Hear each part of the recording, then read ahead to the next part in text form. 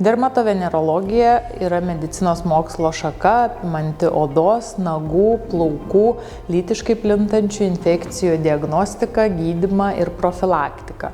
Familija klinika mes diagnozuojame ir gydome uždegiminės odos ligas, konsultuojame onkodermatologijos klausimais, taip pat atliekame chirurginės procedūras, diagnozuojame ir gydome lytiškai plintančias infekcijas. Pirmosios konsultacijos metu surenkama anamnezė, įvertinami klinikiniai parametrai ir turimi paciento tyrimai, nustatoma diagnozė ir paskiriamas reikiamas gydymas.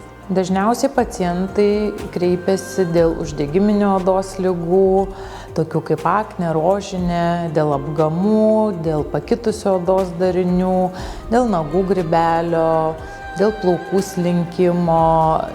Įvertinus paciento būklę yra visada skiriamas arba medikamentinis gydymas, arba taikomi inovatyvūs gydymo metodai lazeriais.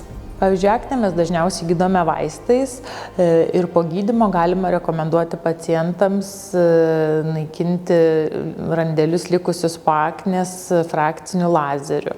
Taip pat frakciniu lazeriu gydome smulkiąsias odos raukšleles, atliekame veido atjauninimo procedūras. Jeigu pacientas nepatenkintas savo išvaizda, mes galime pasiūlyti botulino toksino injekcijas ar hialurono rūgšties injekcijas. Familija klinika siūlo platų estetinės dermatologijos paslaugų spektrą. Botulino toksinas skirtas gydyti ne vien tik tai smulkiąsias raukšleles ir mimikos raukšles, bet taip pat ir prakaitavimo gydymui, pažastų, delnų, pėdų srityje.